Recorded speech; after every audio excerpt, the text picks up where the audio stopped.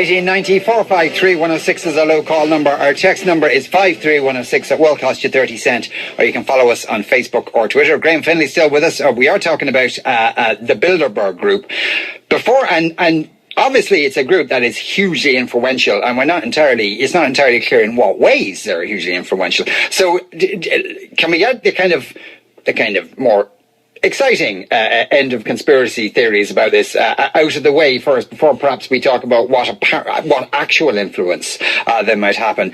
Phyllis Schlafly, Phyllis Schlafly. A lot of these people. Well, I mean, again, this isn't actually as out there as some people.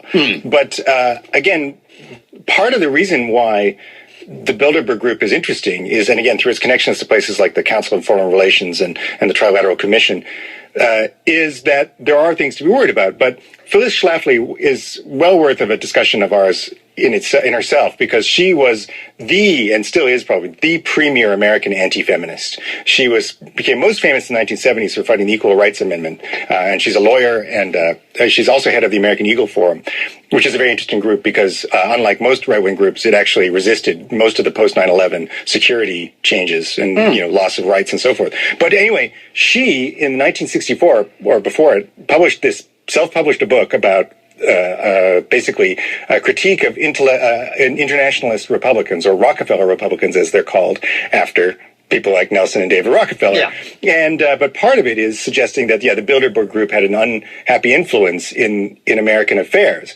But this was about a struggle for the heart and soul of the Republican Party, and was millions of copies were either given away or sold on behalf of the Barry Goldwater's campaign in 1964 for president, as a way of discrediting and fighting back against these internationalist, wealthy Republicans who, liked global capitalism pretty much the way it was, right? And certainly were not afraid to view, implicate the U.S. in global capitalistic affairs. And so she was criticizing them from the point of view of the sort of more hardline, libertarian, fear of a communist takeover Republicans. And she accused basically these Rockefeller Republicans and the Bilderberg group of promoting sort of international communism in the United States because of their internationalism. Right. But she's a very interesting figure who had a profound effect on American life, because it looked like the Equal Rights Amendment, which would have had equal pay for equal work for women and so forth, was going to pass in the U.S. in the 1970s. But almost single-handedly, she managed to stave it off. For ill, I think you'd have to say, if you're a feminist. Yeah. So she's one of them. Cheers, Phyllis. Well done. You did mention that earlier, that some people think it's promoting capitalism, some people think it's promoting communism, and some think aliens are maybe that was the year they didn't have it, the aliens weren't available during the holidays. What I like about some of these theories is you have neither aliens nor Jews, right? I'm tired of people blaming everything on the aliens and the Jews. Or the Jew aliens. I mean, there are some people who blame it on the Jews, but, they're not the most interesting.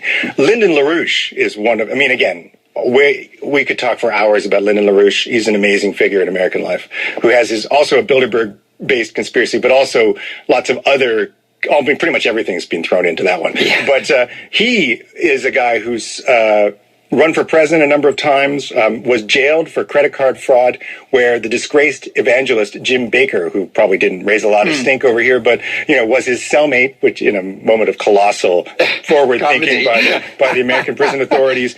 And he believes that there's an Anglo-Dutch financial conspiracy arising from the British Empire, and the people behind it are Queen Elizabeth and Prince Philip.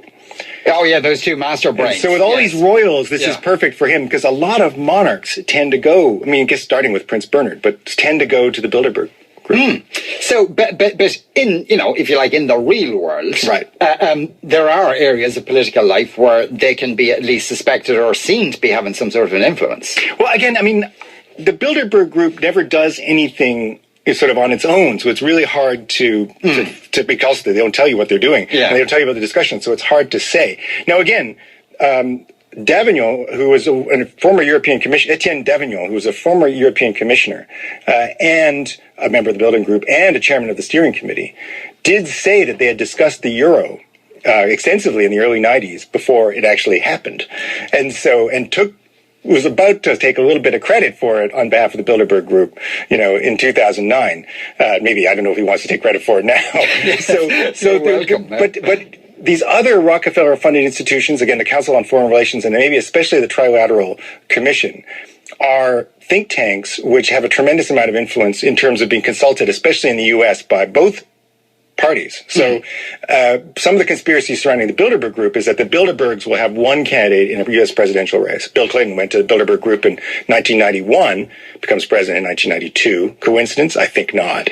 And then on the other side, though, the Bushes, George Bush the senior, had consulted and was a member of the Trilateral Commission and the Council on Foreign Relations. So that was the Trilateral Commission side of the thing. So they have both sides, working for them. So you can't win if you're a voter. But could these not just be talking shops for very rich people? And ideas are floated around, and some of them might be good, some of them might be bad. The Council for Foreign Relations is a talking shop for people who are supposed to know what they're talking about, right? It does include very friendly companies and very powerful business people, but also includes Angelina Jolie. She's in the Council on Foreign Relations. Kissinger was delighted when she was nominated. She's like, and he basically said, she's hot. We need more hot counselors. But the Trilateral Commission, again, has real power. So while it's a group of experts, think about these experts. Mario Monti was head of the Trilateral Commission. Now he's, was the Prime Minister of Italy. Then he was replaced by Jean-Claude Trichet after he retired from the European Central Bank. This kind of stuff makes you a little uneasy about the revolving door between actual power and being a head of a central bank or a head of a government and these talking shops.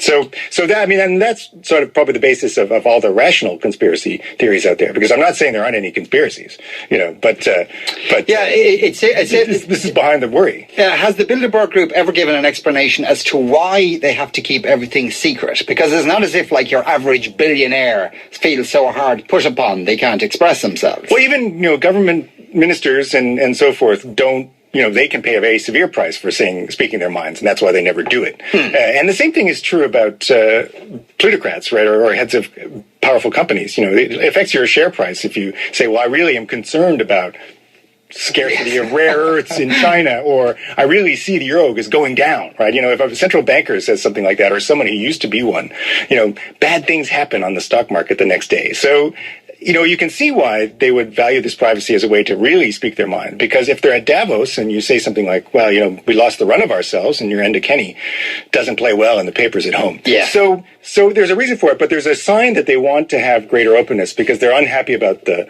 way this is fueling conspiracy theories. And they're unhappy about the general lack of transparency. So they may start releasing press releases, even though they may not tell us what they actually said. Graham, thanks a million for coming into us today. That's Graham Finlay there. Here's Tara with the news. Thank you, Sean.